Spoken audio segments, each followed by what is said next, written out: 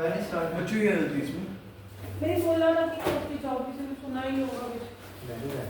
An organic compound A with molecular formula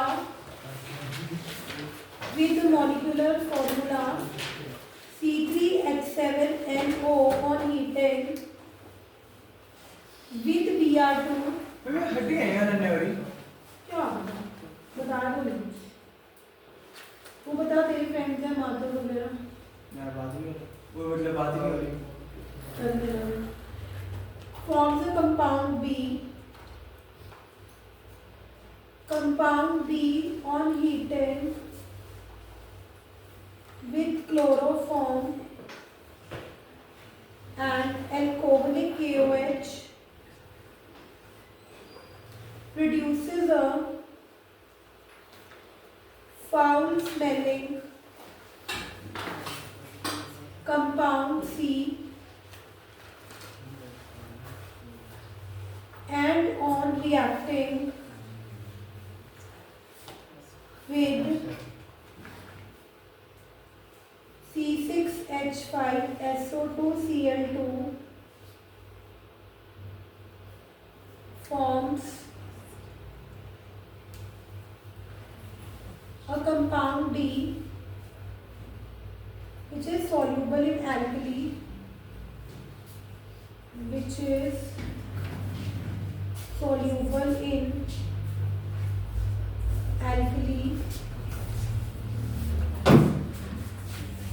Write the structure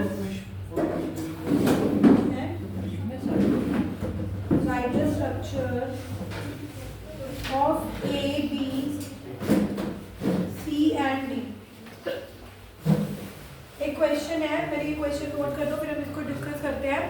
and you will see कि मैंने आपको जो 5 reaction दी थी उसमें से सीधे सीधे 3 रिएक्शन इसमें यूज हो रही है।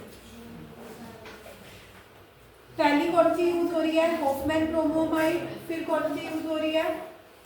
कार्बिलमीन। और उसके बाद कौन सी हो रही है? हिंसबर्ग। पहले लिख लो क्वेश्चन, फिर मैं समझाती हूँ। An organic compound with molecular formula.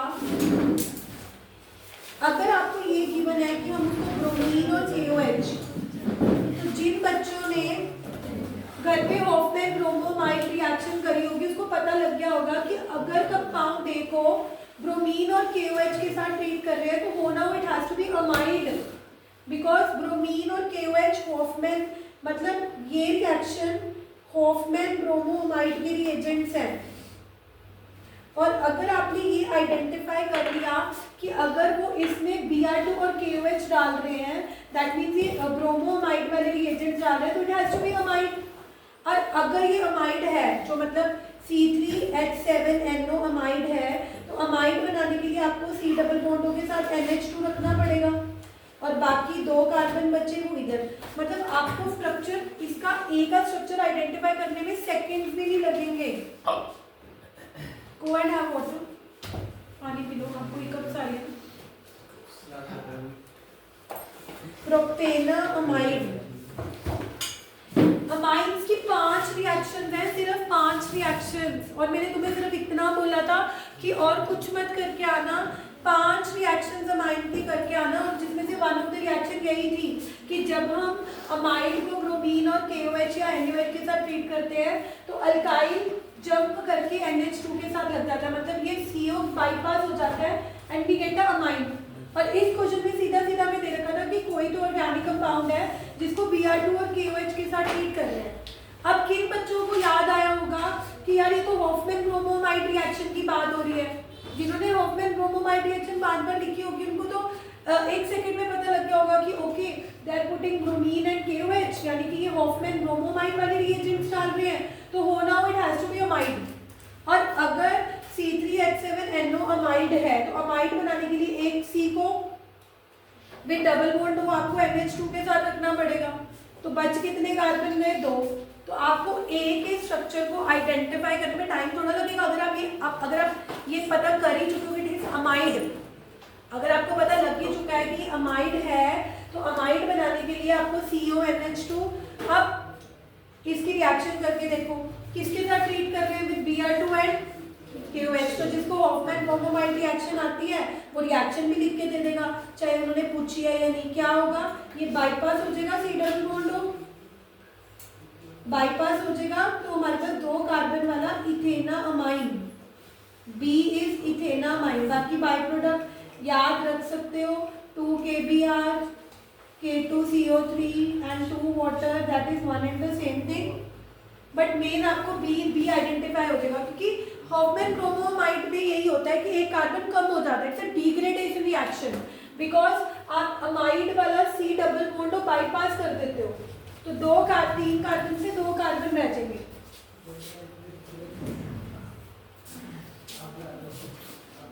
तो जिन बच्चों ने हॉफमैन ब्रोमोमाइड रिएक्शन 5 टाइम्स लिखी होगी उसको टाइम नहीं लगेगा ये लाइन पढ़कर कि एक organic compound which on treating with bromine and KOH forms the compound B. तो अगर ये कंपाउंड 3 कार्बन वाला है, 3 कार्बन वाला आपको एक कंपाउंड गिवन था, लेकिन आपने अपूर्व क्या गिवन था कि ये ब्रोमीन और KOH के साथ ट्रीट कर रहा है, तो ब्रोमीन और KOH मतलब कौन सी रिएक्शन, हॉफमैन ब्रोमोमाइड, क्योंकि ब्रोमीन डाल दिया। अमाइड बनाने के लिए आपने एक कार्बन को CO के साथ रख दिया और NH2 साइड पे रख दिया, तो बाकी बचे हुए 2 कार्बन। तो ए का स्ट्रक्चर आइडेंटिफाई हो गया, बी के स्ट्रक्चर को आइडेंटिफाई करने में टाइम ही नहीं लगेगा, क्योंकि जिनको हॉफमैन ब्रोमोमाइड रिएक्शन आती है उनको पता होगा कि हॉफमैन ब्रोमोमाइड में ये कार्बन जंप करके इधर चला जाता है, मतलब इस कार्बन को आपने बाईपास करना होता है। तो अगर अमाइड में 3 कार्बन है तो बनने वाले अमाइड में 2 ही कार्बन रह जाएंगे। बट जिन्होंने 5 टाइम्स लिखी होगी ना रिएक्शन, उन्हीं को ही याद आ रहा होगा, ये वही रिलेट कर पा रहे होंगे। जिन्होंने याद ही नहीं करी होगी तो उनके लिए 5 मार्क्स का क्वेश्चन बहुत टफ होगा।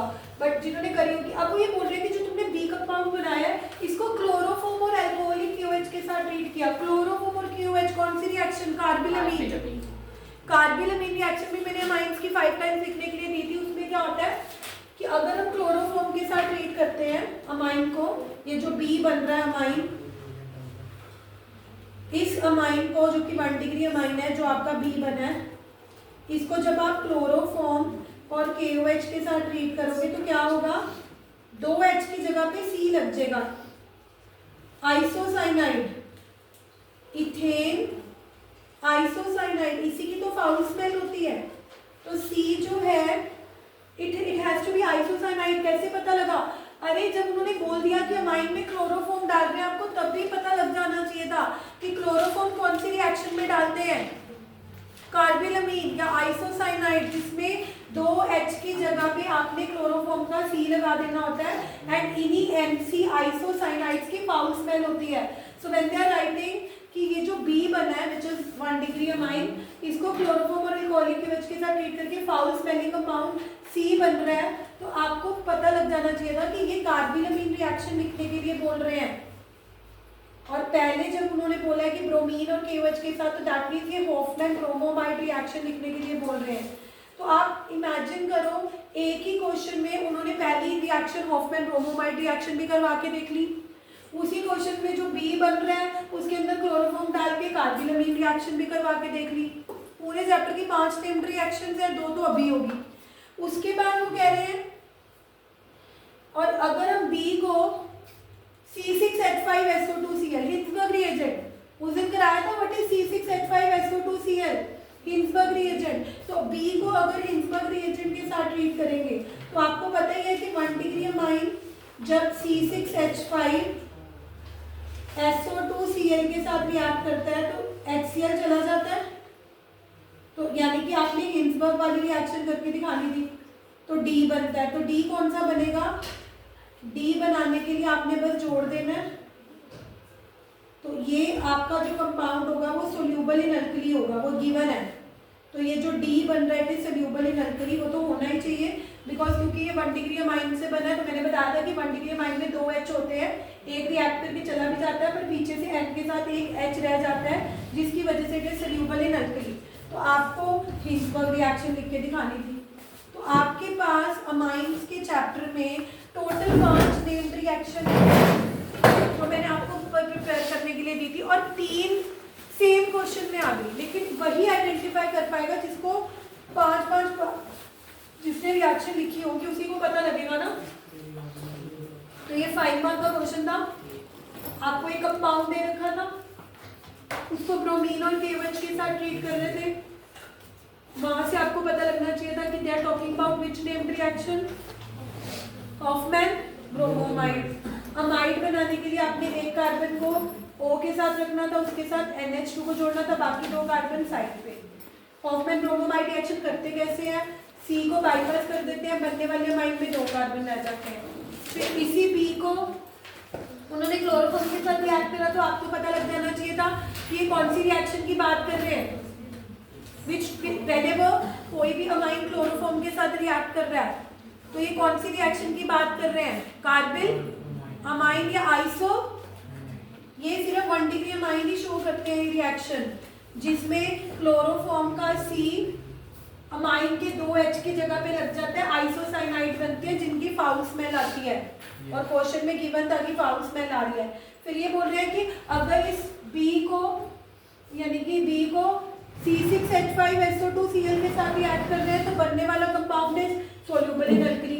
अभी परसों ही मैंने कर पाया था कि what is C6H5SO2Cl, Hinsberg reagent. तो what else you want, same question में हिंसबर्ग रिएजेंट भी पूछ लिया, सेम क्वेश्चन में क्लोरोफॉर्म डाल के कार्बिलमाइन टेस्ट या आइसोसाइनाइड टेस्ट भी पूछ लिया, और सेम क्वेश्चन में Br2 और KOH डाल के अमाइड हॉफमैन ब्रोमोमाइड रिएक्शन करवानी। मतलब कितना इजी है अमाइंस का चैप्टर प्रिपेयर करना अगर आप ये 5 नेम्ड रिएक्शंस कर लो। और जो उस दिन मैंने आपको बेसिसिटी का ऑर्डर निकालना फाइंड आउट करा था कि गैसियस फेज में it is 3-2-1 and aqueous phase में इट इज 2-1-3, या गैब्रियल वाले तो बहुत आसान है, याद तो देखो रट्टा ही मारना पड़ेगा। गैब्रियल थैलीमाइड में हम थैलीआइमाइड लेते हैं। व्हाट इज थैलीआइमाइड, जब बेंजीन के 2 CO लगे हो और बीच में NH, एक NH, amide is NH2, imide is जब 2 CO के बीच में एक NH हो। तो इसके तो बस पहले हमने इसके अंदर KOH डालना है, H की जगह पे K आ जाएगा, ये तो रट्टा ही मारना था। फिर K की जगह पे R को रिप्लेस करने के लिए RCl डाल दो, तो आपके पास हमारे पास एक K की जगह R आ जाएगा। फिर इसकी हाइड्रोलिसिस कर दोगे, यहाँ से बॉन्ड टूटेगा, यहाँ से बॉन्ड टूटेगा, वो बेंजोइक एसिड बन गई, ऊपर भी नीचे भी, जिसको थैलिक एसिड बोलते हैं। और Rn को 2H मिल जाएंगे, Rn को 2H मिल जाएंगे, यानी कि क्या बन गया 1 डिग्री। तो Gabriel phthalimide is only suitable for 1 degree amide. तो जो बच्चे 5 नेम रिएक्शंस नहीं करके आए उनको आज हमारी मेरी क्लास यूजफुल नहीं लगेगी। तो आपकी चॉइस है, मैंने आपको, और कल का चैप्टर है D and F। कल मैं आपको कौन सा चैप्टर रिवाइज कराने वाली हूँ, D and F। उसके सारे 5 मार्क के PYQs करवाऊंगी, जैसे आज इसके 5 मार्क करवा रही हूँ। बट ये 5 मार्क का क्वेश्चन उसी को फायदेमंद लगेगा जो घर से हिंसबर्ग, जब मैं बोल रही हूँ कि गाइस इट इज गिवन कि ब्रोमीन के साथ रिएक्ट कर रहे हैं तो ब्रोमो अमाइड, ये अमाइड बनाओ, वो तभी आप रिलेट कर पाओगे जब आप घर से पढ़ के आओगे। अगर आप घर से नहीं पढ़ के आओगे फिर वही मोनोलॉग बन जाएगा कि मैं बोल रही हूँ आप सुन रहे हो। तो जैसे भी यहाँ पे गिवन था कि हाँ B को ये क्लोरोफॉर्म के साथ रिएक्ट कर रहे हैं तो फाउल स्मेल आ रही है, तो आपको पता लगना चाहिए था कि अच्छा क्लोरोफॉर्म यानी कि आइसोसाइनाइड बनाने हैं, अमाइन के 2H हटा दो, उसकी जगह पे C लगा दो, ये तो क्लोरोफॉर्म वाली आइसो। फिर उसके बाद गिवन था इसको C6H5SO2Cl के साथ रिएक्ट करवा रहे हैं तो प्रोडक्ट सोल्यूबल इन अल्कली बनेगा। हिंसबर्ग वाली रिएक्शन लिखती है, 2 बाकी बातें नहीं खत्म होती। 2 और क्वेश्चन आप लेट आए हो, मेरी हेडेक नहीं है।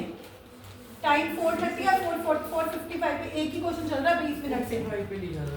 बेटा 4:30 इज द टाइम, लेकिन ये बोला गया था कि अगर बाई चांस किसी को 45 पे छुट्टी, मतलब पीछे से अगर आप लेट आ रहे हो कि it's okay will reach by 4:45।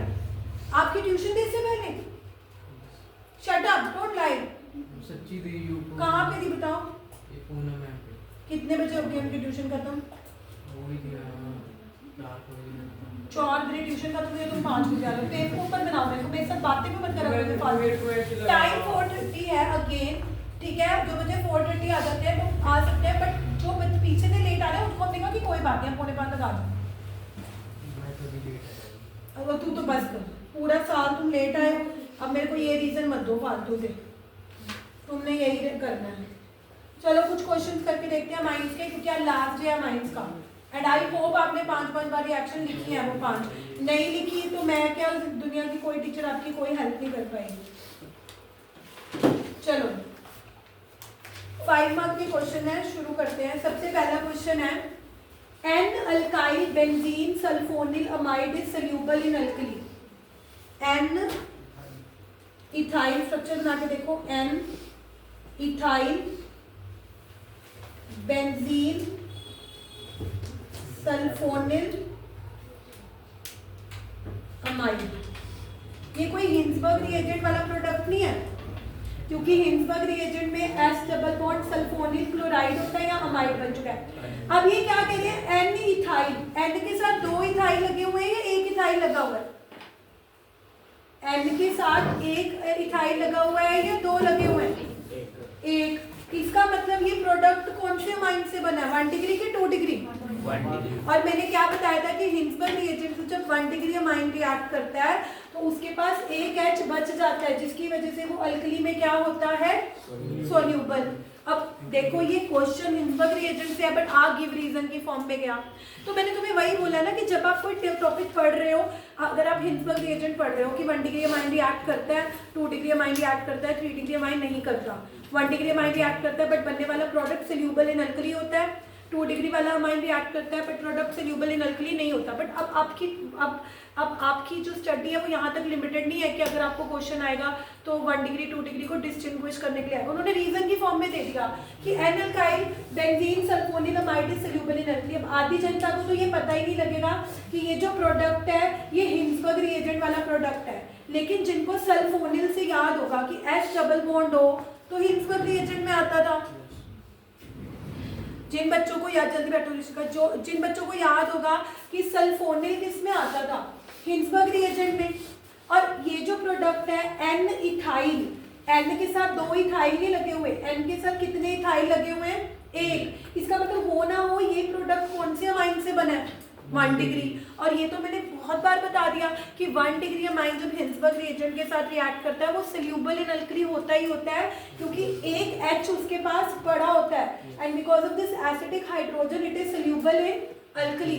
तो ये जो आपका 21st का ए पार्ट है, ये क्वेश्चन भी हिंसबर्ग टेस्ट से ही आया हुआ है, लेकिन देखो उन्होंने फॉर्म चेंज कर दी, उन्होंने गिव रीजन अकाउंट, उन्होंने गिव रीजन की फॉर्म में डाल दिया।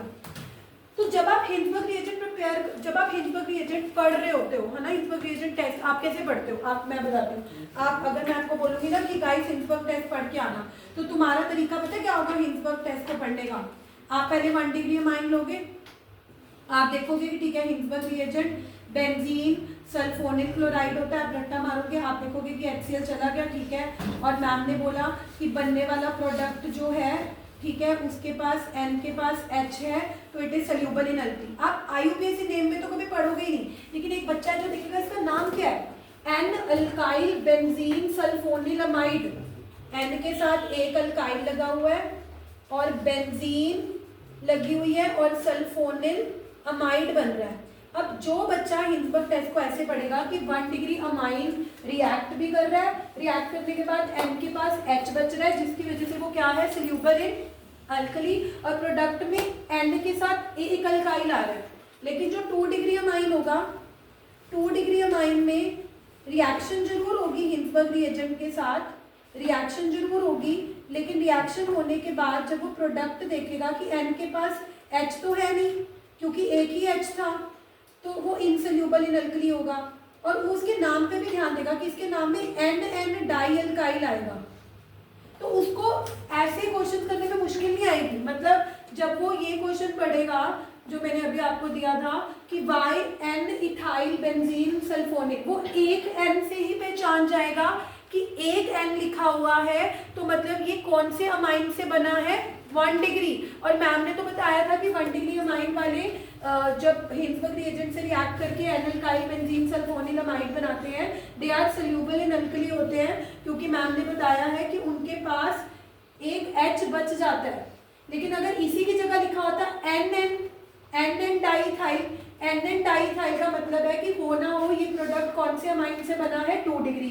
2 डिग्री में तो एक ही H था जो चला ही गया, जिसकी वजह से बनने वाले प्रोडक्ट में एक भी एच नहीं रहता, तो वो क्या होता है, इनसोल्यूबल इन अल्कली। तो मैं वही तुम्हें बोल रही हूँ कि तुम जब हिंसबर्ग टेस्ट, जब मैंने अभी कल दिया था कि हिंसबर्ग टेस्ट 5 बार लिख के आना या हिंसबर्ग रिएक्शन 5 बार लिख के आना, उसको लिखने का मतलब सिर्फ ये नहीं है कि तुम ऊपर ऊपर सुपरफिशियली पढ़ो कि 1 डिग्री में रिएक्ट करे। क्लैरिटी रखो कि प्रोडक्ट का नाम क्या है, एन अल्काइल, यानी कि अगर प्रोडक्ट में एक एन अल्काइल है तो वो 1 डिग्री अमाइन से बनता है, लेकिन अगर उस प्रोडक्ट में n, डाई अल्काइल होता तो मतलब वो कौन से अमाइन से बनता, 2 डिग्री, और 3 डिग्री तो रिएक्ट ही नहीं करता।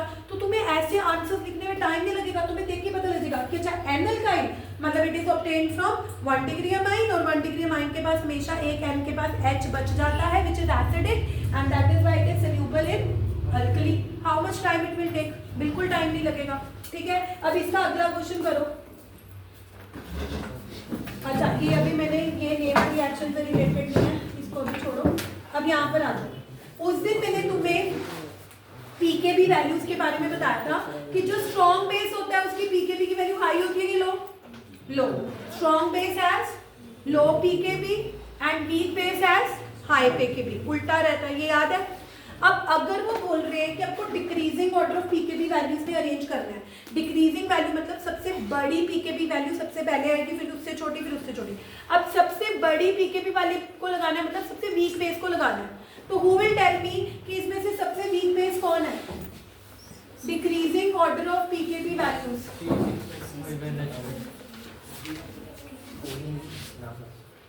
आप 5 o'clock क्यों आए हो, टाइम इज 4:30।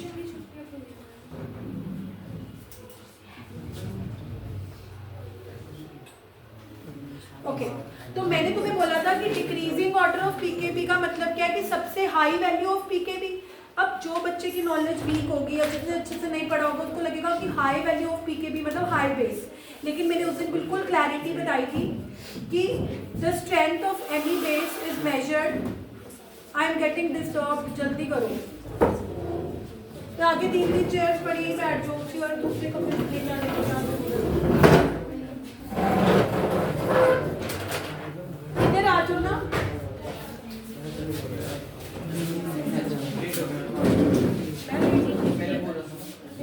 मैंने भी कॉपी देखी है, वैसे आगे बैठने में अभी भी कोई आगे सीट है, आ जाओ। कौन है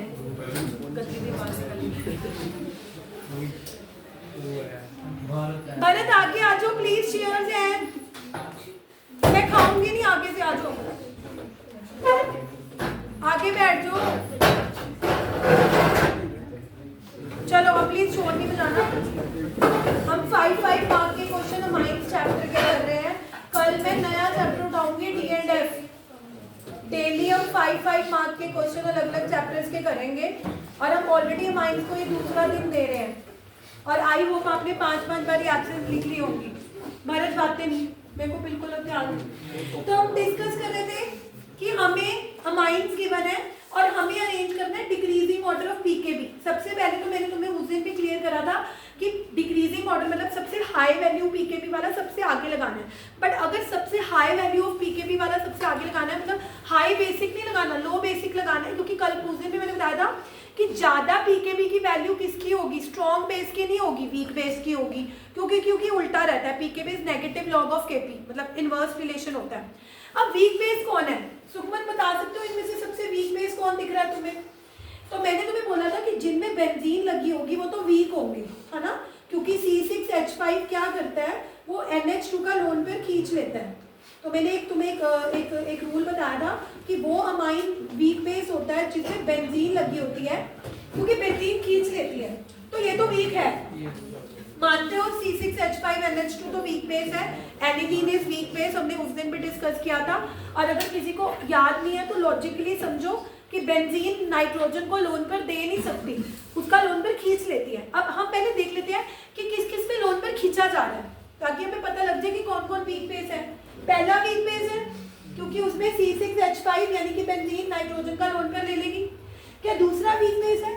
उतना नहीं है, क्योंकि मैंने उस दिन पे बताया था कि अगर इसमें वो नाइट्रोजन लोन पर खींच रही है बट इसको दे भी रहा है, मिथाइल इज इलेक्ट्रॉन डोनेटिंग, तो ये उतना वीक बेस नहीं है।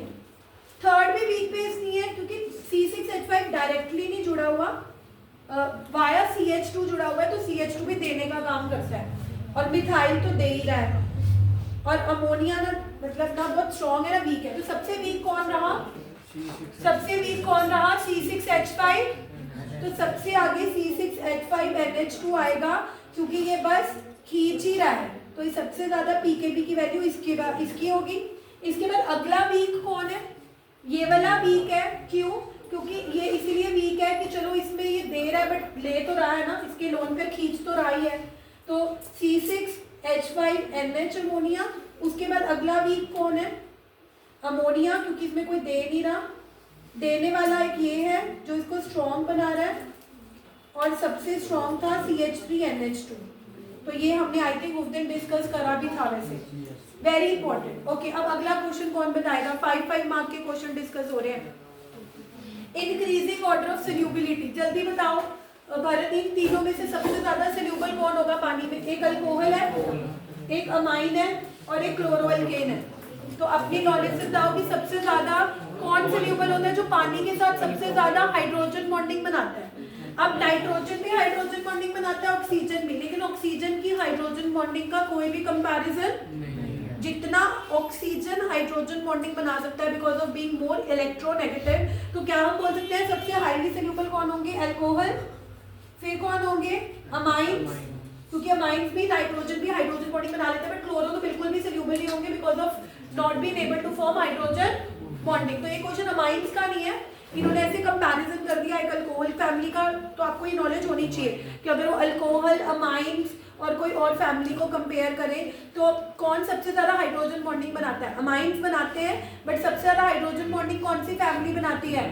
अल्कोहल से भी ज्यादा कौन हाइड्रोजन बॉन्डिंग बनाती है? Carboxylic acid. तो बॉइलिंग पॉइंट का ऑर्डर भी यही रहता है, सबसे ज्यादा बॉइलिंग पॉइंट किसका होता है? कार्बोक्सिलिक एसिड का। उसके बाद किसका बॉइलिंग पॉइंट होता है? अल्कोहल्स का। उसके बाद बॉइलिंग पॉइंट किसका होता है? अमाइंस का। अगर कोई कहे कि हाइड्रोजन बॉन्डिंग तो अमाइंस भी बनाते हैं, हाइड्रोजन बॉन्डिंग तो अल्कोहल्स भी बनाते हैं, तो अमाइंस की हाइड्रोजन बॉन्डिंग उतनी स्ट्रॉन्ग क्यों नहीं होती? क्योंकि अमाइंस की हाइड्रोजन बॉन्डिंग नाइट्रोजन और H के बीच की है, और अल्कोहल्स में हाइड्रोजन बॉन्डिंग ऑक्सीजन और हाइड्रोजन के बीच की है। ऑक्सीजन और हाइड्रोजन की हाइड्रोजन बॉन्डिंग ज्यादा स्ट्रॉन्ग होगी because oxygen is more electronegative element as compare to nitrogen. तो ये कॉन्सेप्ट्स आपको क्लियर होने चाहिए। अगर आपको ये कॉन्सेप्ट क्लियर है कि किसके अंदर हाइड्रोजन बॉन्डिंग है, किसके अंदर नहीं है, और अगर दोनों के अंदर है तो किसकी ज्यादा स्ट्रॉन्ग होगी, तो आप ये सोल्यूबिलिटी वाले क्वेश्चन और बॉइलिंग पॉइंट का ऑर्डर कभी भी गलत नहीं करके आओगे। अब जैसे ये क्वेश्चन था कि कौन ज्यादा सोल्यूबल है, तो जिसको इतनी नॉलेज है कि यार अल्कोहल सबसे ज्यादा हाइड्रोजन बॉन्डिंग बनाते हैं पानी के साथ, उनको टाइम नहीं लगेगा ये डिसाइड करने में कि alcohol will be more soluble as compared to amines, and chloroalkane, haloalkane तो पानी में soluble होते ही नहीं है, दो they are polar। ये क्वेश्चन भी आता है कि haloalkanes में fluorine, chlorine, bromine, iodine negative charge है, कार्बन के ऊपर पॉजिटिव चार्ज है, लेकिन कहीं ना कहीं हेलोएल्केन्स में पोलैरिटी है, बट फिर भी वो पानी में सोल्यूबल क्यों नहीं होते? क्योंकि आपने बोला कि they can not form hydrogen bonding with water. सिर्फ पोलर होना ही पानी में सोल्यूबल होने के लिए सफिशिएंट नहीं होता। अगर कोई कंपाउंड पानी के साथ स्ट्रॉन्ग बॉन्डिंग नहीं बना पा रहा है तो वो पानी के अंदर सोल्यूबल नहीं होता। तो हेलोएल्केन्स वाले चैप्टर में ये क्वेश्चन सैंपल पेपर में मैंने आते हुए देखा है कि although haloalkanes are polar but why they are not soluble in water. तो आपने बोलना है कि yes haloalkanes are polar because उसमें क्लोरो, ब्रोमो, नेगेटिव, पॉजिटिव आ जाते हैं, but they are not able to form hydrogen bonding. और अगर कोई चीज पानी के साथ हाइड्रोजन बॉन्डिंग ही नहीं बना पा रही तो वो पानी के साथ सोल्यूबल नहीं होती। एनीवेज, तो 5 मार्क के क्वेश्चन में इसको अरेंज करो। Decreasing boiling point, decreasing boiling point, अब ये बताएगी भारती। बॉइलिंग पॉइंट जिसका सबसे ज्यादा है उसको सबसे आगे रखना है। डिक्रीजिंग ऑर्डर, तो सबसे ज्यादा किसका बॉइलिंग पॉइंट है? एक मिनट भारती, सबसे ज्यादा किसका है? ये कौन सी फैमिली है? COH क्या होते हैं बोलो? ये कौन सी फैमिली है? अल्कोहल। और ये कौन है? अमाइन। और ये कौन है? O, ether. कीटोन CO होता है। अभी तक तो कीटोन और ईथर में पहचानी है, पानी में डूब मरो। कीटोन और ईथर में पहचानी है, कीटोन का CO, अकेला O is ether, NH2 is amine, OH is alcohol. उन्होंने ऑर्डर वही दे रखा है, डिक्रीजिंग ही दे रखा है उन्होंने, कुछ करने की लोड़ ही नहीं है। सबसे ज्यादा बॉइलिंग पॉइंट किसका होगा? कार्बोक्सिलिक। कितनी बार बोला है कि कार्बोक्सिलिक एसिड का बॉइलिंग पॉइंट सबसे ज्यादा इसीलिए होता है क्योंकि कार्बोक्सिलिक एसिड में दो मॉलिक्यूल के अंदर ही दो दो हाइड्रोजन बॉन्डिंग बन रही है। ऊपर वाला C डबल बॉन्ड हो, ये वाले OH के साथ बना रहा है, नीचे वाला C डबल बॉन्ड हो, मतलब कार्बोक्सिलिक एसिड के अंदर तो इतनी एक्सटेंसिव, इतनी स्ट्रॉन्ग हाइड्रोजन बॉन्डिंग है कि वो बॉयल भी वेपर स्टेट में भी एज अ डाइमर करते हैं। ये क्वेश्चन में मैंने आते हुए देखा है कि benzoic acid exist as a dimer, मतलब कोई भी कार्बोक्सिलिक एसिड दे देंगे, बोलेंगे एग्जिस्ट एज अ डाइमर। तो वो डाइमर क्यों एग्जिस्ट कर रहे हैं? क्योंकि वो दोनों मॉलिक्यूल्स की हाइड्रोजन बॉन्डिंग टूट ही नहीं रही है। Are you guys understanding? तो सबसे ज्यादा बॉइलिंग पॉइंट किसका होता है बोलो? Carboxylic, because of the extensive hydrogen, followed by alcohols, क्योंकि उनके अंदर भी क्या होती है? हाइड्रोजन। उसके बाद अमाइंस, उनके अंदर भी क्या होती है? Hydrogen bonding. वो अलग बात है कि उतनी स्ट्रॉन्ग नहीं होती, बट होती है।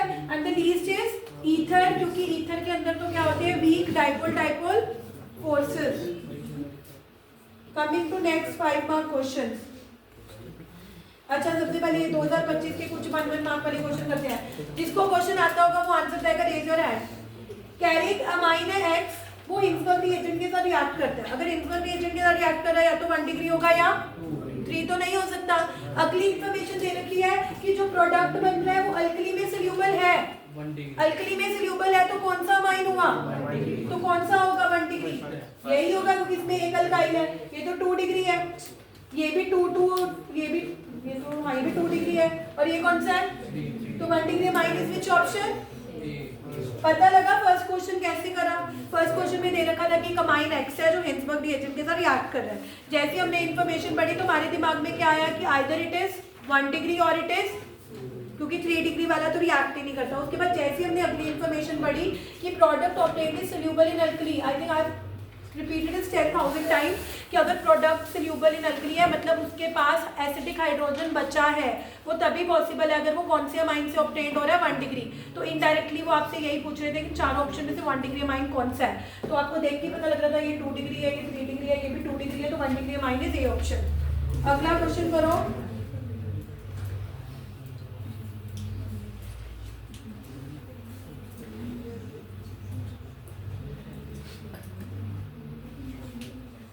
ये बताओ chemical test which can be used to distinguish ethanamine and aniline. Hinsberg तो 1 डिग्री 2 डिग्री 3 डिग्री को हिंसबर्ग ऐसे कुछ भी बोल सकते हो। इन एनिलीन मतलब बेंजीनामाइन और इथेनामाइन नॉर्मल अमाइन, ये दोनों ही 1 डिग्री हैं, बट दोनों में क्या फर्क है? वो एरोमेटिक वाला है और एरोमेटिक अमाइन कौन सा टेस्ट देते थे? एजोडाई। जब कपलिंग रिएक्शन करते थे फिनोल के साथ और एनिलीन के साथ डाइज बनती थी, याद है? अगर हम डाइजोनियम सॉल्ट को फिनोल के साथ कपल करते हैं तो ऑरेंज रेड कलर की डाई बनती थी, और एनिलीन के साथ कपल करते हैं तो कौन से कलर की डाई बनती थी? येलो कलर की। तो एनिलीन वाला एजोडाई टेस्ट देगा, बीइंग एरोमेटिक, और इथेनामाइन नहीं देगा। हिंसबर्ग क्यों लगाया? क्या हम जो दो कंपाउंड्स को डिस्टिंग्विश कर रहे हैं वो 1 डिग्री 2 डिग्री अलग अलग होते फिर हिंसबर्ग होता ना, अगर दोनों ही 1 डिग्री है। चलो एनीवे, मैंने ना इसमें 1 मार्क वाले क्वेश्चन में टाइम वेस्ट नहीं करना।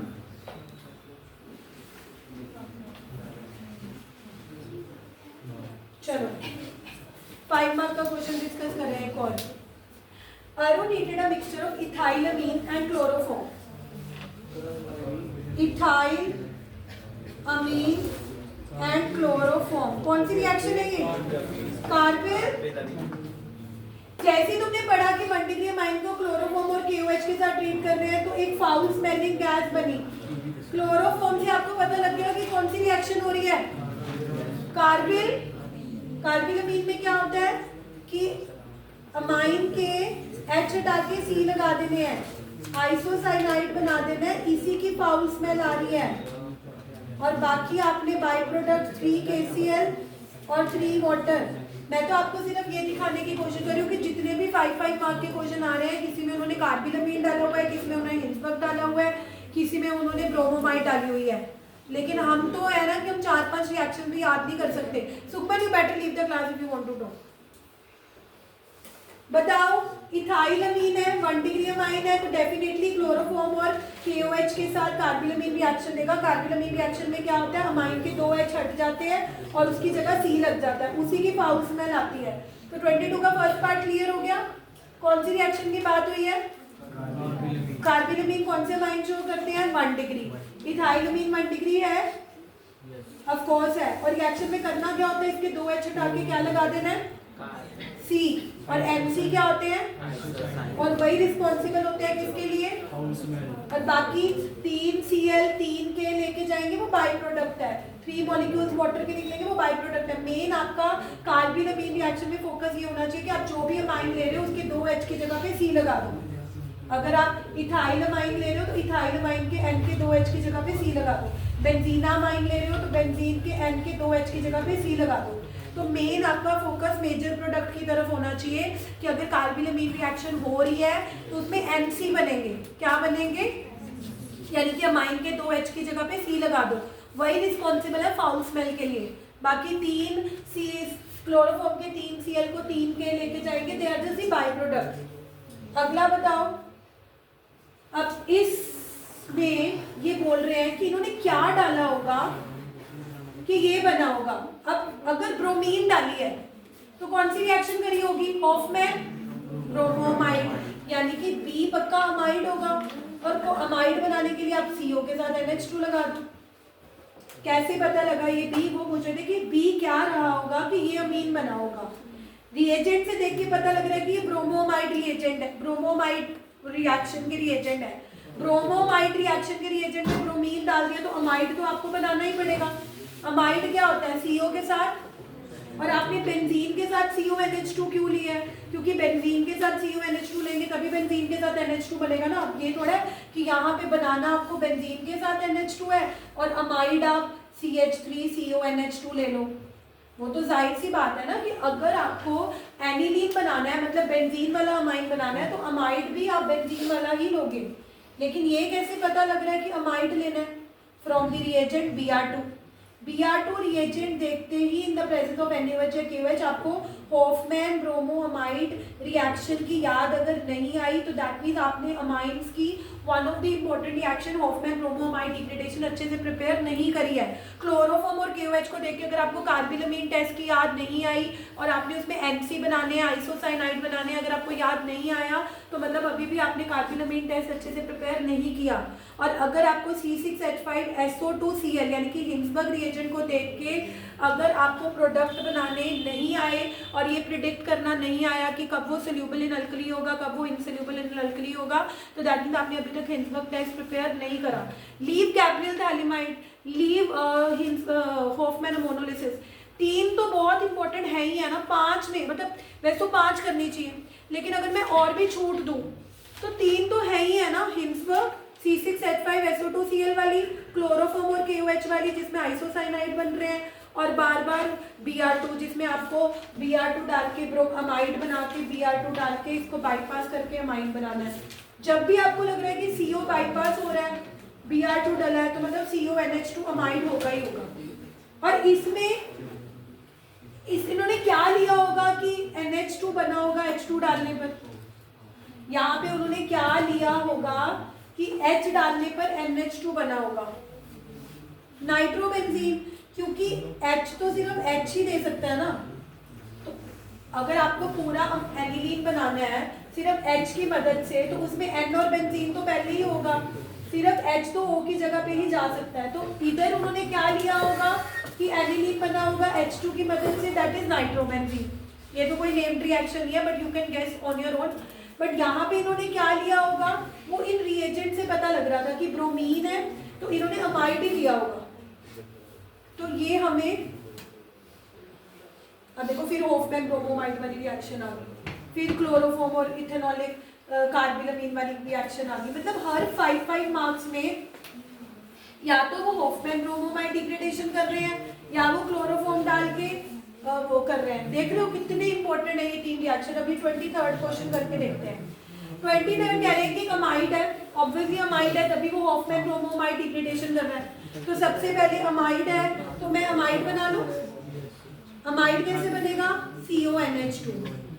अब मुझे एक बात बताओ, अगर वो ये बोल रहे हैं कि ये अमाइड है ना, ये जो भी फॉर्मूला दे रहे हैं वो बोल रहे हैं कि वो अमाइड है, अगर वो ना भी लिखा होता बट आगे ये लिखा हुआ है कि वो हॉफमैन ब्रोमोमाइड डिग्रेडेशन रिएक्शन कर रहा है। अब अमाइड बनाने के लिए तुमने एक कार्बन तो यूज कर ही लिया, टोटल कितने हैं 7 एक यूज कर लिया तो बच कितने गए, तो बाकी 6 बेंजीन के फॉर्म में रहे होंगे। तो आपको ए को प्रिडिक्ट करने में कितना कम टाइम लगा। आई अगेन रिपीट, आपको ए का कोई फॉर्मूला दे रखा था C7H7ON, है ना, और आपको उसके बारे में सिर्फ इतनी इन्फॉर्मेशन दे रखी थी कि वो एक अमाइड है। वो इन्फॉर्मेशन भी ना दे रखी होती, अगर आगे वो लिख ही रहे हैं कि A is giving Hofmann bromo amide degradation, तो यहाँ से क्लियर है कि उसके अंदर अमाइड वाला फंक्शनल ग्रुप तो बनाना ही पड़ेगा। अमाइड वाला फंक्शनल ग्रुप क्या होता है, CONH2। फिर जब तुमने फॉर्मूला देखा ए का कि ए में 7 कार्बन है और एक कार्बन तो तुमने यूज ही कर लिया ना CONH2 में, तो बच कितने कार्बन गए, 6। नॉर्मली जब 6 कार्बन बचते हैं तो वो किसकी फॉर्म में होते हैं, बेंजीन। तो आपने ए का स्ट्रक्चर प्रिडिक्ट कर लिया कि ए हो ना हो बेंजीना अमाइड होगा। अब ये बोल रहे हैं कि इसने बी दिया, तो बी क्या देगा, जब आप ये हॉफमैन ब्रोमोमाइड रिएक्शन करते हो तो अमाइड कौन सा बनता है, इसको बाईपास करते हो ना, तो यानी कि CO को बाईपास कर दो, तो बाईपास कर दोगे तो बी क्या होगा, एनिलीन। अगर आपने ये प्रिडिक्ट कर लिया कि ए बेंजीना अमाइड है तो बी को प्रिडिक्ट करने में भी टाइम नहीं लगेगा, क्योंकि हॉफमैन ब्रोमोमाइड में करना कुछ नहीं होता, CO को बाईपास करना होता है। तो ऑब्वियसली अगर आप इसके CO को बाईपास करोगे तो बेंजीन के साथ NH2 ही लगेगा ना, व्हाट एल्स, और बेंजीन के साथ NH2 इज एनिलीन। अब देखो मैंने तो अपने आप नेक्स्ट क्वेश्चन उठाया, फिर से हॉफमैन ब्रोमोमाइड आ रखी है। तो जब भी आपको ऐसे कभी भी गिवन होता है कि कोई कंपाउंड है वो हॉफमैन ब्रोमोमाइड डिग्रेडेशन दे रहा है, या अगर लिखा नहीं होता हॉफमैन ब्रोमोमाइड डिग्रेडेशन दे रहा है, रिएजेंट्स दे रखे होते हैं हॉफमैन ब्रोमोमाइड के कि वो Br2 और KOH के साथ ट्रीट हो रहा है, तो ये आपको क्लैरिटी खुद को लानी है कि इस स्ट्रक्चर में मुझे C डबल बॉन्ड NH2 तो बनाना ही बनाना है, इस स्ट्रक्चर में मुझे C डबल बॉन्ड NH2 तो बनाना ही बनाना है। बाकी जितने कार्बन बच गए वो चेन में लगा दो या बेंजीन में लगा दो, उसके बाद उसकी रिएक्शन करके दिखानी है, वो भी मुश्किल नहीं है, आपको सिर्फ इसको बाईपास कर देना है। आपने इस कार्बन को पिक्चर में लाना नहीं है। अब ये कार्बन गया कहाँ, वो बाई प्रोडक्ट में होता है Na2CO3, वो बाई प्रोडक्ट में होता है Na2, ये वाले कार्बन का हुआ क्या, वो Na2CO3 की फॉर्म में चला जाता है। वो चलो अगर आपको याद रहता है तो ठीक है।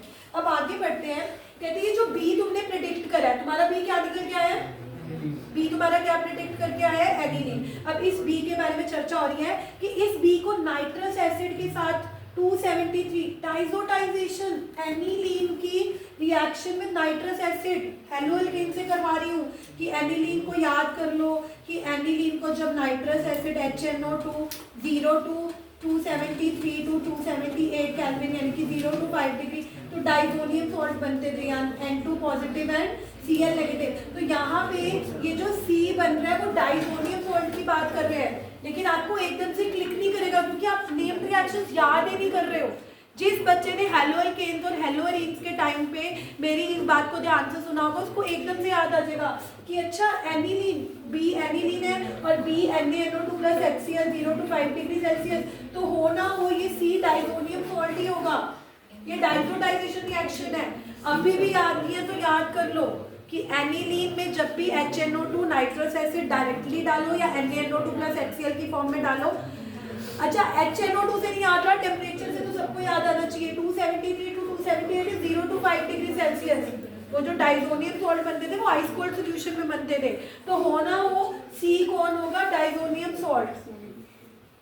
कह रहे कि जब B को नाइट्रस एसिड के साथ रिएक्ट कर रहे हैं तो C बन रहा है, लेकिन अगर इस B को क्लोरोफॉर्म कार्बिलमीन, अगर इसी B को ये एनिलीन को क्लोरोफॉर्म के साथ ट्रीट कर रहे हैं in the form of KOH तो D बन रहा है। बताओगे क्या होगा D, अगर क्लोरोफॉर्म से कर रहे हैं तो आइसोसाइनाइड ही बनेगा ना, NC। अगर B को नाइट्रस एसिड से ट्रीट कर रहे हैं, B को नाइट्रस एसिड के साथ ट्रीट कर रहे हैं 0 to 5 पे, फिर तो डाइजोनियम सॉल्ट बनेंगे।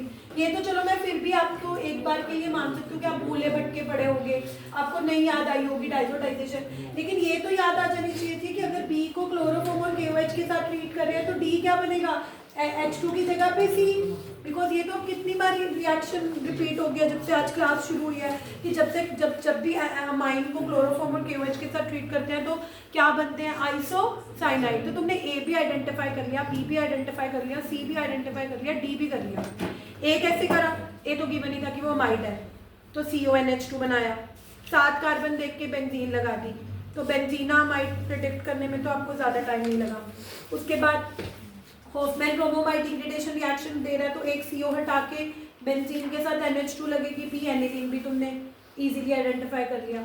B से C तुम भूल चुके थे कि B में जब नाइट्रस एसिड HNO2 डाल रहे हैं 273 टू 278 केल्विन पे, तो C क्या बनेगा। वैसे ये रिएक्शन हम हेलो एल्केन एंड हेलोरीन के टाइम से कर रहे हैं कि डाइसोटाइजेशन में एनिलीन से डाइजोनियम सॉल्ट बनते थे, और फिर उसी B में यानी कि किसी भी अमाइन में अगर हम क्लोरोफॉर्म डालते हैं तो 2H की जगह पे C लगता है, आइसोसाइनाइड बनते हैं। ये तो फिर से वही कार्बनिक अमीन रिएक्शन रिपीट होगी। तो what I am trying to explain you is कि अनदर 5 मार्क क्वेश्चन आपकी कार्बिलमीन रिएक्शन रिपीट होगी है, आपकी Hofmann bromamide degradation reaction repeat होगी है, आपकी B से C डाइसोटाइजेशन रिएक्शन रिपीट होगी है। सो that is the power of learning the named reaction. जब आप नेम्ड रिएक्शंस याद करोगे तो आपके 5 मार्क के क्वेश्चन ऐसे मक्खन की तरह निकलेंगे।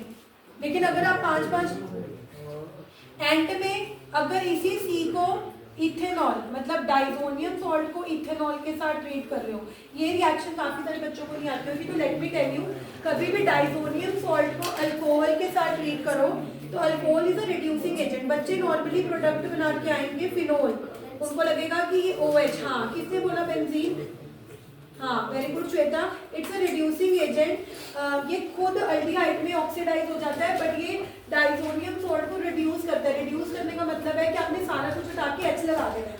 ये मोस्टली बच्चे गलत करते हैं रिएक्शन, क्योंकि बच्चों को ऐसे देख के लगता है कि यार इथेनॉल के साथ ट्रीट कर रहे हैं तो डाइजोनियम सॉल्ट की जगह OH लगेगा, जबकि ethanol is a reducing agent, ये H देता है, खुद ये अल्डिहाइड में ऑक्सीडाइज होता है CH3 CHO। तो ये रिएक्शन बच्चों को अलग से याद रखनी पड़ेगी कि डाइजोनियम सॉल्ट को कॉपर के साथ ट्रीट करते हैं तो सैडमेयर रिएक्शन, कॉपर के सॉल्ट के साथ ट्रीट करते हैं तो सैडमेयर रिएक्शन, क्लोरोबेंजीन और ब्रोमोबेंजीन बनते थे, याद है। अगर डाइजोनियम सॉल्ट को कॉपर के सॉल्ट के साथ ट्रीट करते थे पाउडर के साथ तो गैटरमैन, अगर उनको HBF4 फ्लोरोबेंजीन बनाने के लिए डाइजोनियम सॉल्ट को रिएक्ट करते थे HBF4 के साथ तो फ्लोरोबेंजीन बनते थे बाल्शीमैन। अगर डाइजोनियम सॉल्ट को वाटर में डालते हैं तो फिनोल बनते हैं।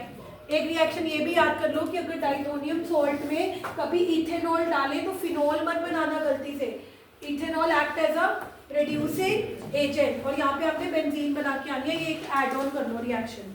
चलो एनीवे, तो ये भी 5 मार्क का क्वेश्चन हो गया। अगले question, what is Hinsberg reagent, सीधा सीधा आ रखा है। What is Hindenburg reagent? Benzene S double bond O Cl. Benzene sulfonyl chloride is Hindenburg reagent. अगला क्वेश्चन है बेसिक स्ट्रेंथ में अरेंज करना है। कौन सा फेज आया? गैसियस फेज का ऑर्डर 3 to 1 के 2 1 3 3 to 1। तो 3 कौन सा है इसमें? ये वाला। ये सबसे आगे आएगा नहीं, डिक्रीजिंग ऑर्डर नहीं पूछ रहे, इंक्रीजिंग पूछ रहे हैं। पहले 1 फिर 2 फिर 3। सिर्फ ये पता होना कि गैसियस फेज में 3 to 1 है तो हर बार 3 to 1 मत लगा देना, 3 to 1 लगाओगे तो वो डिक्रीजिंग ऑर्डर है। पूछा क्या है? इंक्रीजिंग में पहले 1 लगाओगे फिर 2 लगाओगे फिर 3 लगाओगे।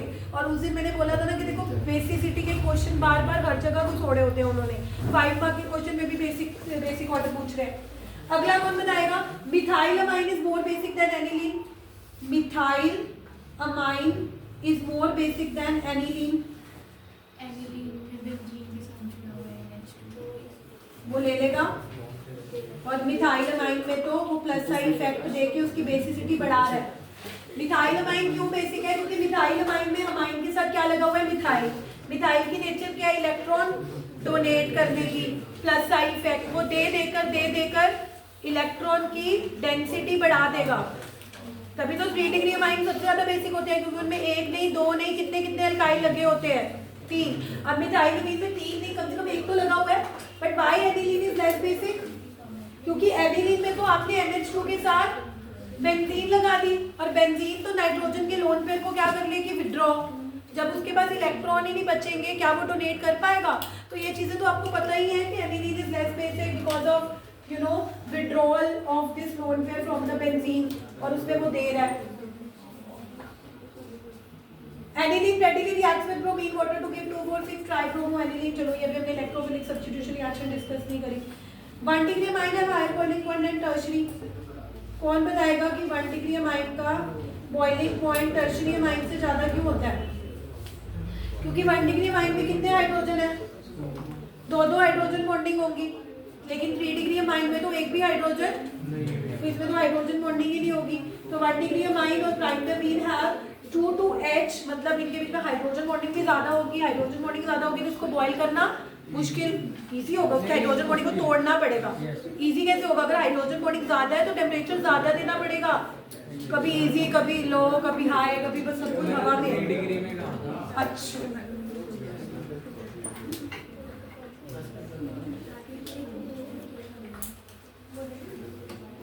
अगला क्वेश्चन देखना, वैसे फिर से वही, एक कंपाउंड है, किसके साथ ट्रीट हो रहा है? मतलब ये अमाइड होगा, Br2KOH मतलब हॉफमैन ब्रोमोमाइड, ये क्या होगा? अमाइड। तो अमाइड बनाने के लिए कार्बन को O के साथ रखोगे, बच कितने कार्बन गए?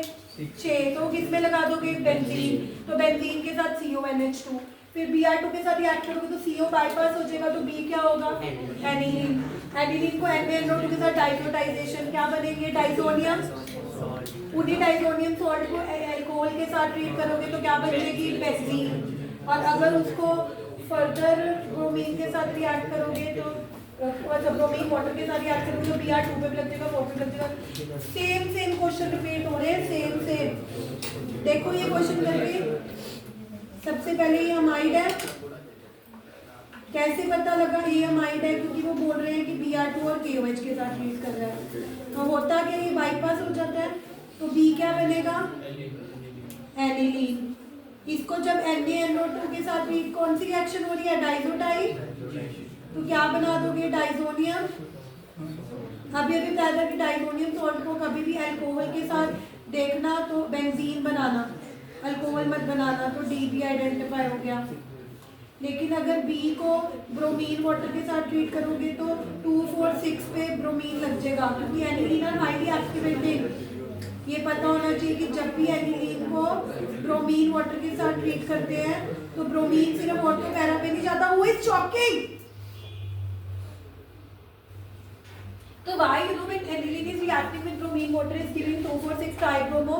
तो ये पीछे क्वेश्चन भी था जो मैंने अभी एक बार के लिए इग्नोर कर दिया था कि aniline readily react with bromine water to give 2,4,6 tribromo। तो let me tell you here only, aniline इतना एक्टिवेटिंग है ना, मतलब अगर आप aniline के रेजोनेटिंग स्ट्रक्चर देखोगे तो नाइट्रोजन अपने लोन पेयर भर भर के बेंजीन रिंग को डोनेट करता है। तो जब भी आप aniline की इलेक्ट्रोफिलिक सब्स्टिट्यूशन रिएक्शन करते हो लाइक ब्रोमीन वाटर के साथ, तो हम एक्सपेक्ट करते हैं कि हमें ऑर्थोब्रोमो या पैराब्रोमो मिलेगा। लेकिन हमें क्या देखने को मिलता है कि जब हम एनिलीन को ब्रोमीन वाटर के साथ रिएक्ट करते हैं तो ब्रोमीन एक 2 पोजीशन पर नहीं, एक 4 पोजीशन पर नहीं, बल्कि तीनों पर ही अटैक करके 2,4,6 ट्राइब्रोमो एनिलीन बना देता है।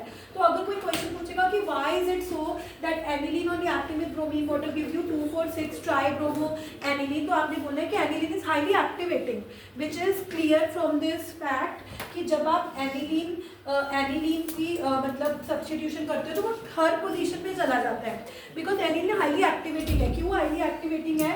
क्योंकि एनिलीन क्या करता है, अपने लोन पेयर बहुत ज्यादा डोनेट करता है, तो उसके हर ऑर्थो हर पैरा पे इतना नेगेटिव चार्ज है कि जब आप ब्रोमीन से अटैक करोगे तो ब्रोमीन रुक नहीं पाएगा, वो 2 पे भी चला जाएगा, 4 पे भी चला जाएगा, 6 पे भी चला जाएगा। लेकिन अगर आपको इसी चैप्टर में कन्वर्जन आ जाए कि convert aniline to 4 bromo aniline, कि कुछ ऐसा करो कि एनिलीन में जब ब्रोमीन डालो तो ब्रोमीन हर 2, 4, 6 पे ना जाए, सिर्फ 4 पे जाए, तो उसके लिए आपको क्या करना है? एनिलीन को लेस एक्टिवेटिंग बनाना है। मतलब आपने एनिलीन को रोकना है कि तू अपने लोन पर बेंजीन रिंग को ना दे। वो कैसे पॉसिबल होगा? आपने एनिलीन की एसिटाइलेशन करनी है। What is acetylation? Reacting with acetic anhydride, जो आधे बच्चों को ये कंपाउंड ही नहीं याद रहता। तो इससे क्या फायदा होगा?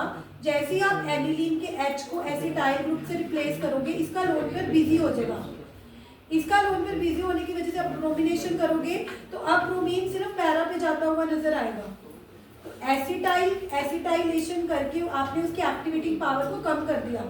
अब ये हटाने के लिए आप पानी डाल सकते हो। जैसे आप पानी डालोगे ऊपर वाला एनिलीन वापस आ जाएगा। ये क्वेश्चन ना ऐसे भी आता है कि acetylation of aniline deactivates it, is it true? तो आप बोलोगे यस, यही तो कमाल है एसिटाइलेशन करने का कि जब आप एनिलीन के H को एसिटाइल ग्रुप से रिप्लेस करते हो तो कहीं ना कहीं उसका लोन पेयर बिजी हो गया रेजोनेंस शो करने में या व्हाटसोएवर। जिसकी वजह से उसकी एक्टिवेटिंग पावर कम हो गई। अरे कम हुई है तभी तो Br सिर्फ पैरा पे जा रहा है, पहले तो Br 2 पे भी जा रहा था, 4 पे भी जा रहा था, 6 पे भी जा रहा था। तो ये कई बार ना गिव रीजन भी आता है कि acetylation of aniline reduces it's activating power. Is it true? तो आप बोलोगे of course it is true, क्योंकि एनिलीन की एसिटाइलेशन इसीलिए की जाती है ताकि वो जो इतना एक्टिवेटिंग है वो लेस एक्टिवेटिंग हो जाए। और हमने ये करनी कब है? अगर हमें कन्वर्जन आएगी कि convert aniline to only 4 bromo aniline. अगर तो आएगा कि convert aniline to 2,4,6 bromo aniline, फिर तो आप सिंपल ब्रोमीन डाल दोगे, क्योंकि सिंपल ब्रोमीन एनिलीन में डालोगे तो ब्रोमीन 2 पे भी चली जाएगी, 4 पे भी चली जाएगी और 6 पे भी चली जाएगी। लेकिन जब वो बोलेंगे कि 2, 4, 6 तीनों में मत लेके जाओ, सिर्फ एनिलीन पे ब्रोमो कौन सी पोजीशन पर लेके जाओ? 4 पे, तो कन्वर्जन मुश्किल है। क्यों मुश्किल है? क्योंकि पहले आपको एनिलीन की लोन पेयर को बिजी करने के लिए, उसको लेस एक्टिवेटिंग करने के लिए उसकी एसिटाइलेशन करनी पड़ेगी, फिर ब्रोमीन डालोगे तो ब्रोमीन सिर्फ पैरा पे जाएगी, फिर उसको हटाने के लिए पानी डालना पड़ेगा, फिर वो वापस से एनिलीन में कन्वर्ट होगा। तो ऐसे क्वेश्चन आते हैं एग्जाम में कि convert aniline to para bromo aniline, not 2, 4, 6 para bromo tri bromo aniline, है ना। और अगर वो 2, 4, 6 पे जाता है तो वो क्यों जाता है ना। तो amine is a very small chapter, only by doing it's basic strength कि 3 to 1 है कि 2, 1, 3 है, एक्वस में क्या है, गैशियस में क्या है, जो दिन मैंने डिस्कस करी थी। और आज मैंने आपको एक थोड़ा सा सैम्पल दिखाया कि पिक एनी 5 मार्क क्वेश्चन। सो या तो वो Br2 और KOH के साथ ट्रीट करके हॉफमैन ब्रोमोमाइड डिग्रेडेशन कर रहे हैं, या क्लोरोफॉर्म और KOH के साथ फाउल स्मेल कार्बिलमीन बन रहा है, कभी कभी डाइगोनियम सॉल्ट बन रहे हैं। चलो अगर नाइट्रस एसिड आ गई तो नॉर्मली वही हॉफमैन ब्रोमोमाइड, क्लोरोफॉर्म वाली कार्बिलमीन या हिंसबर्ग रिएजेंट वाली रिएक्शन हो रही है। मतलब इस चैप्टर को अगर कोई ढंग से 2 घंटे पढ़ ले ना, तो मेरे को ऐसे लगता है कि 2 घंटे में इसकी मेन रिएक्शन करके, 2 घंटे में इसके PYQs करके इस चैप्टर को बहुत अच्छे से खत्म किया जा सकता है। लेकिन अब आपकी क्या स्ट्रैटेजी है? अब जैसे अगर आप आज, क्योंकि मैं तो कल अब D&F को दूंगी, अब आपको मैं एक स्ट्रैटेजी दे सकती हूँ। आपने क्या करना है, आपको ना मैं कुछ क्वेश्चन टिक कर देती हूँ और वो क्वेश्चन प्योरली हिंसबर्ग, कार्बिलमीन, क्या कहते हैं, हॉफमैन ब्रोमोमाइड या डाइजोटाइजेशन या बेसिक स्ट्रेंथ के ऊपर है। पहले आप वो क्वेश्चन करके देखना, अगर आपसे वो क्वेश्चन होंगे फिर आप बाकी चैप्टर पढ़ के जो आपका चैप्टर बच गया है, ठीक है, फिर उसके बेस के ऊपर क्वेश्चन करके देख लेना। तो आपने कौन कौन से क्वेश्चन करके देखने हैं? आई एम गोइंग टू टिक।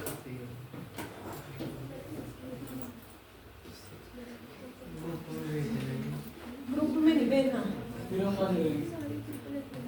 अब जैसे मैंने अभी जो तुम्हें क्वेश्चन कराया था कि एनिलीन की एसिटाइलेशन कर दो फिर ब्रोमीन अटैक करवाना, तो वही उस पे रीजन पूछ रहे हैं। Acetylation reduces it's activating effect, सही है ना। अभी हमने यही देखा था कि एनिलीन की एसिटाइलेशन करने से उसका एक्टिवेटिंग इफेक्ट क्या हो जाता है? Reduce.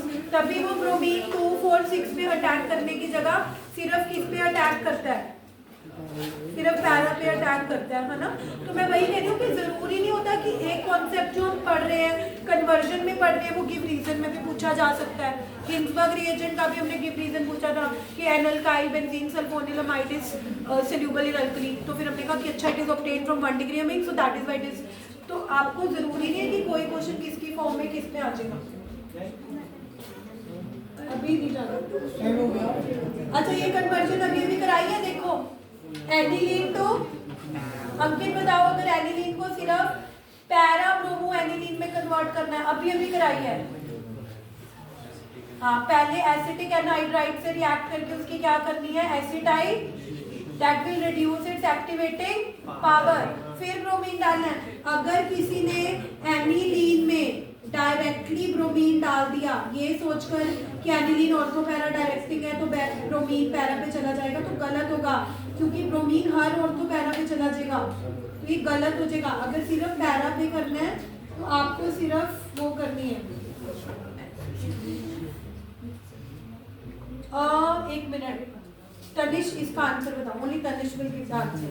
Complete reaction with the major product, एक डाइजोनियम सॉल्ट है, उसमें ये इथेनॉल डाल रहे हैं, क्या प्रोडक्ट बनेगा? तनिष जल्दी बताओ, नहीं आता बोलो पास, आप बताओ जल्दी बताओ। ये आता है तो ठीक है, तो पास। बेंजीन अभी बताया था, इट्स अ रिड्यूसिंग एजेंट, बच्चों को लगता है कि OH रिप्लेस कर देगा। अभी अभी कराया था कि डाइजोनियम सॉल्ट की रिएक्शन बहुत इंपॉर्टेंट है, बहुत बार मैंने सैम्पल पेपर में आई देखी है। बच्चों को या तो आती नहीं होती या बच्चों अगर कुछ दिमाग लगाते हैं तो उनको लगता है कि ये सारा कुछ हटा के OH लगा देते हैं। लेकिन अभी अभी मैंने क्लियर करा था कि ethanol is a reducing agent, वो खुद ऑक्सीडाइज होगा इथेनॉल में, जो हमें दिखाने की जरूरत नहीं है। बट आप ये क्लियर कर लो अपने माइंड में कि diazonium salt will convert into benzene. H लगाना है, OH नहीं लगाना। This shows your absence of mind. I think 2 बार तो मैं डिस्कस कर ही लिया आज के डेट में कि डाइजोनियम सॉल्ट में जब इथेनॉल डालते हैं तो बेंजीन में OH नहीं लगाना, मतलब बेंजीन के ऊपर क्या लगाना है, H। Still you forget. और सीधा सीधा 1 नंबर का क्वेश्चन 2023 में आ रखा है। गैब्रियल थैलिमाइड सीधा सीधा, कार्बिलमीन रिएक्शन सीधा सीधा पूछ रखी है। Inter reagent reacts with secondary amides to form sulphonamides. देखो मैं तो तुम्हें ये सजेस्ट करूंगी 2023, 24, 25 मतलब 20 ऑनवर्ड सारे क्वेश्चन करके देखो। 2020 मत करो फिर, मर्जी है। मैं तो मेरे लिए तो कुछ नहीं है, चैप्टर वाइज मैं करवा रही हूँ। अगर घंटा भी दोगे ना, घंटा 2 घंटे पढ़ने, और मैंने तुम्हें कितना तो प्रिसाइज कर दिया था कि सिर्फ 5 रिएक्शन कर लो माइंस की, उसके बेस पे भी आपके मैक्सिमम क्वेश्चन निकल जाएंगे। लेकिन अगर और अच्छे से प्रिपेयर करना है तो पूरे नोट्स पढ़ना। कल मैंने कौन सा चैप्टर रिवाइज कराना है, रियल टेस्ट में सारे 5 मार्क वाले क्वेश्चन कराऊंगी। आज तुम्हारे पास टाइम है, और नहीं तो 5 मार्क वाले माइंस के क्वेश्चन सारे करके देख लो, कल मैं डाउट ले लूंगी।